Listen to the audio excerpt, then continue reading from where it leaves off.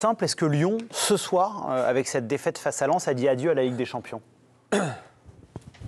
J'ai bien peur que oui. A bien peur que oui? J'ai bien peur que oui.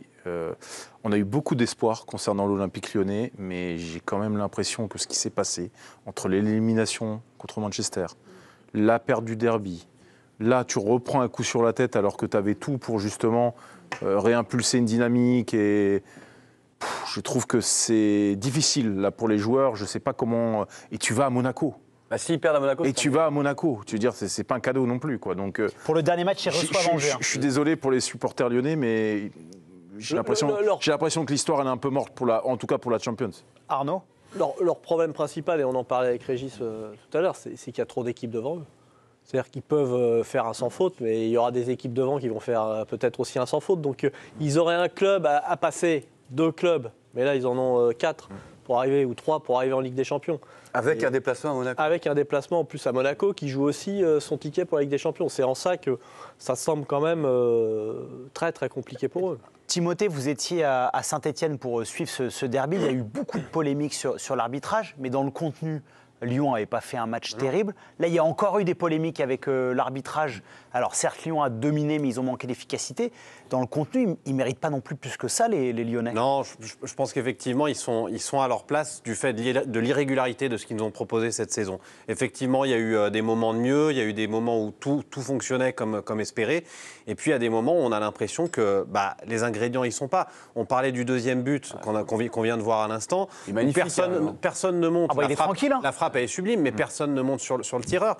Dans le derby, Stade Saint-Marc, le deuxième but, exactement sur la même situation. Et 2 minutes plus tôt, il y a Ekwa qui a une tentative de frappe parce qu'il n'est pas attaqué. Il y a malheureusement un manque d'agressivité, je ne sais pas, de concentration qui est étonnant pour une équipe qui a à ce moment de la saison, qui peut aller chercher l'Europe, qui peut peut-être même aller chercher la grande Coupe d'Europe. Et qui joue sa survie peut-être. Hein, et en fait, quand tu regardes, juste pour conclure, moi je trouve que quand on regarde le classement et quand on regarde la consistance des équipes, la régularité des équipes, chaque équipe est à sa place.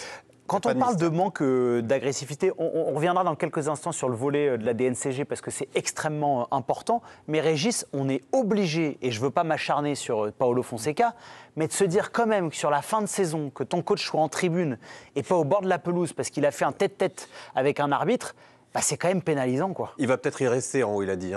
Ouais, non, mais je pense que ça compte, non, en vrai, Régis, d'être proche de ses joueurs.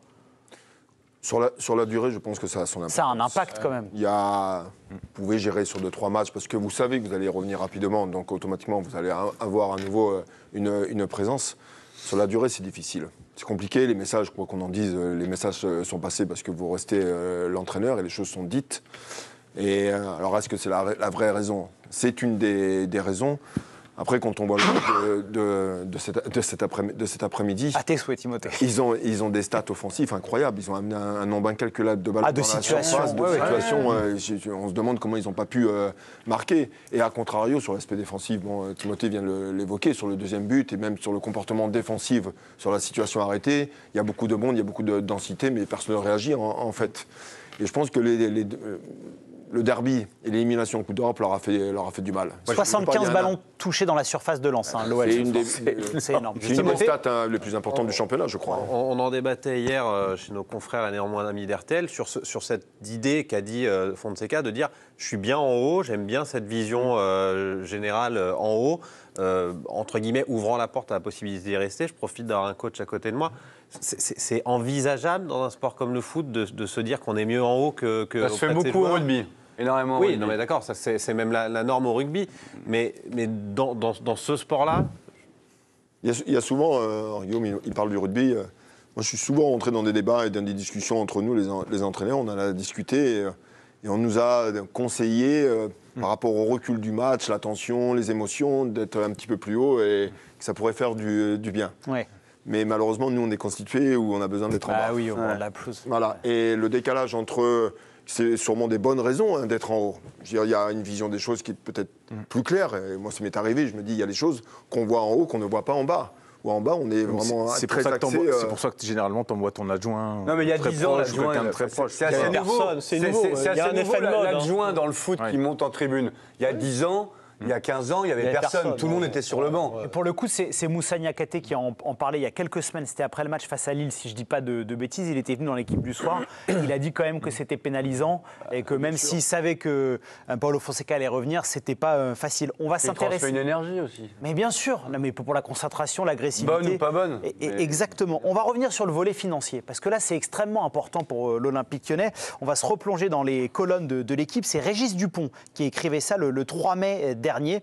La levée de la sanction prononcée le 15 novembre dernier, à savoir la relégation administrative, semble peu probable si une place sur le podium n'assure pas une qualification directe pour la prochaine Ligue des Champions et les garanties de recettes qui vont avec. Je me tourne vers vous, Direct. Arnaud. Ça veut dire 3 premiers. Exactement, pas passer par le tour préliminaire. Là, ce qui paraissait mais improbable il y a encore quelques temps, c'est possible que Lyon soit vraiment relégué de manière administrative s'ils vont pas en Ligue des Champions. Tout à fait, oui, parce que c'est un club qui malheureusement n'est pas à son coup d'essai en matière Il y a eu plusieurs warnings. Voilà, de différents avec la DNCG. Hein. Il y a une incompréhension volontaire ou pas, en tous les cas, de ce que demande la DNCG à l'Olympique lyonnais. Et effectivement, s'ils ne sont pas qualifiés directement, une qualification aujourd'hui directe en Ligue des Champions, c'est 50 millions quasiment. Assuré. On prend le cas de Brest, même si Brest a performé, a remporté des matchs, est allé en barrage. Donc ça veut dire que vous vous asseyez déjà sur 40 à 50 millions. Dans le cas de Lyon, je crois qu'ils doivent trouver 175 millions d'euros. Exactement. Le 30 juin, normalement. Après, ils espèrent beaucoup vendre cet été. Oui, alors après, il y a eu un courrier qui a été plus ou moins, ou en tous les cas un message qui a été passé par la DNCG cette semaine au club en leur disant à la fois qu'il ne fallait pas compter sur les droits domestiques pour la saison prochaine, donc de mettre 0 dans les comptes, et surtout d'arrêter de s'emballer sur les ventes de joueurs en faisant des projections en disant bah, tiens, Tartampion, on va le vendre 50, même si le mec en vaut que 5. De s'emballer et de mentir aussi. De mentir. Oui, c'est clairement s'emballer, dit, de mentir, en tous les cas d'avoir un business plan qui n'est pas réaliste. Et ça, le patron de la DNCG, qui a par ailleurs lui aussi fait quelques boulettes ces dernières saisons dans la gestion financière des clubs français notamment, il passe ce message parce qu'aujourd'hui, donc, un club comme Lyon, il peut vous dire qu'il va vendre 200 millions, 100 millions de joueurs. À un moment ou à un autre, il y a un marché. Quand on sait que vous êtes pendu, les gens ne se précipitent pas et vous n'achètent pas les joueurs au prix que vous voulez. Donc, ils sont vraiment dans une situation très complexe. Lier ton avenir financier, même l'avenir tout court de ton club à des résultats financiers, à des résultats sportifs, c'est quand même hyper risqué quand même. Et au niveau de tes joueurs. Surtout avec tout ce que tu as derrière. Et à l'argent que certains clubs pourraient te donner. Alors, les clubs qui vont être intéressés par des joueurs, ils vont arriver, mais finger in the nose. C'est 50. Moi, je te le prends pas. Oui, et je te le prends à 25 si tu veux. Qu'est-ce qu'ils vont faire? Ils vont brader. Même. Qui est véritablement bankable à Lyon? Cherki, Malik Fofana, peut-être Perry, parce qu'il fait quand même une super saison et que ça s'avère être un très bon gardien. Enfin, tu sais que les gardiens, mais tu fais le tour de l'Europe, il n'y a pas beaucoup de clubs qui ont besoin de gardiens. Et puis avec ces trois-là, tu fais pas 175. Hein. Non, c'est sûr. On va se replonger sur le volet sportif. On en a parlé du calendrier. Il y a ce match face à l'AS Monaco au stade Louis II. Hein, c'est pas au Groupama Stadium. Et ceux de la réception du SCO d'Angers. Sportivement, vous les voyez faire un coup à Monaco ou pas, Régis? Non. Absolument pas. Non, parce que Monaco est en obligation de gagner. Ouais.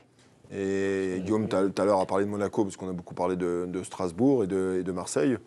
Moi, je partage son avis. Hein, je pense que le classement va rester comme ça. Mais ça serait dramatique pour Lyon, là. On a vu cette semaine que le président de Monaco s'est un peu bougé à la turbie. Il est passé, il passe rarement, mais là il est passé. Et là il est passé, donc le passage a été...